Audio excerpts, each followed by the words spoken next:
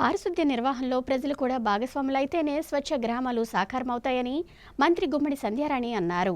పార్వతీపురం మన్యం జిల్లా సాలూరు పట్టణంలో పారిశుద్ధ్య వారోత్సవాలు గోడ పత్రికలను, కరపత్రాలను మంత్రి ఆవిష్కరించారు.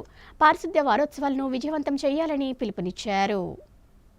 వర్షాకాల సీజనల్ వ్యాధులు, విషజ్వరాలు ప్రబలకుండా గ్రామాల్లో ముమ్మరంగా పారిశుద్ధ్య పనులు నిర్వహించాలని రాష్ట్ర శిశు సంక్షేమ, గిరిజన సంక్షేమ శాఖ మంత్రి గుమ్మడి సంధ్యారాణి పిలుపునిచ్చారు. గురువారం పార్వతీపురం మన్యం జిల్లా సాలూరులోని క్యాంపు కార్యాలయంలో పారిశుద్ధ్య వారోత్సవాల గోడ పత్రికలను, కరపత్రాలను మంత్రి విడుదల చేశారు. ఈ సందర్భంగా ఆమె మాట్లాడుతూ ఈ నెల 16వ తేదీ నుంచి వచ్చే నెల 2వ తేదీ వరకు నిర్వహించనున్న పారిశుద్ధ్య వారోత్సవాలను విజయవంతంగా నిర్వహించాలని కోరారు. గ్రామీణ ప్రాంతాల్లో పారిశుద్ధ్య పనులను మెరుగుపరచడానికి ప్రభుత్వం అత్యంత ప్రాధాన్యత ఇస్తుందని స్పష్టం చేశారు.